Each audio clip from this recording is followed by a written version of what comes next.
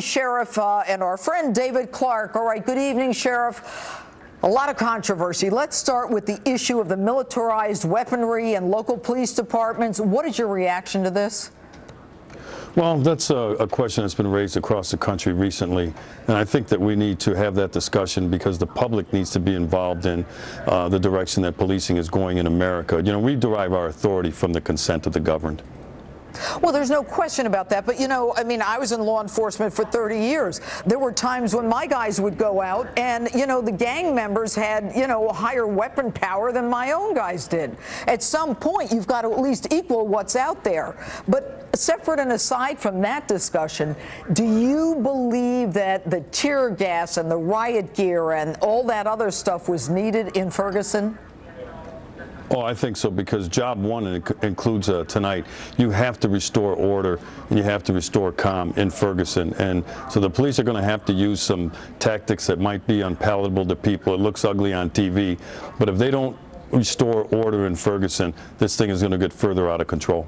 Let me ask you a question. You've got a city of 21,000 people, Ferguson, or a town, whatever it is, and you've got a police department of 50 police officers.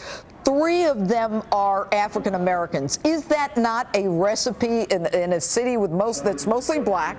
3 cops out of 53 are African American?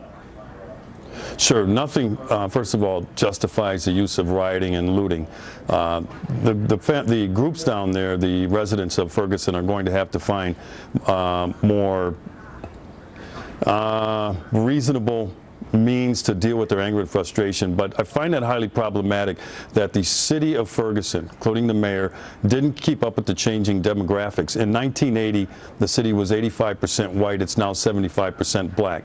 Obviously, the political structure didn't shift as well to allow people to feel that they have some say in the policies that are developed that are going to be implemented on them. So when people feel left out of the process, anger and resentment builds up, and then a flashpoint like a police shooting, especially unfortunately if it occurs a white officer on a black kid, that serves as the flashpoint. But again, nothing justifies the use of rioting and looting to deal with that anger and frustration.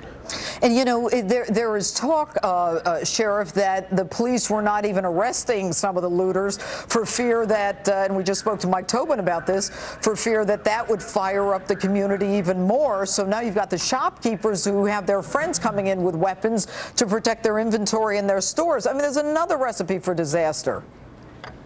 Sure, these are very delicate situations, but the police can't be afraid to do certain things to maintain order. I mean, you don't want to go overboard. You don't want to overreact, but at the same time, I've never seen where not making arrests allowed itself or allowed the situation, allowed you to maintain control of the situation. So, you know, and it might sound like Monday morning quarterbacking, but you have to take a stand. You have to make it clear that the rule of law and order will prevail, and that includes making arrests for people they're not there to peacefully demonstrate, because we like that in America. We encourage peaceful assemblies and peacefully addressing grievances, but some people are down there to exploit the situation, to stoke up racial animosity, and to engage in criminal behavior.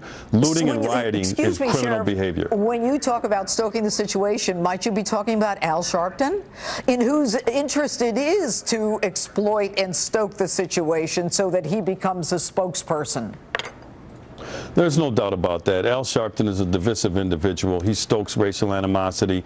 I was made aware yesterday that the new Black Panther Party converged on Ferguson. Those groups aren't needed there, but they did come, and they're not there to make peace, and they're not there to call for calm and try to help with the situation. They're there to agitate.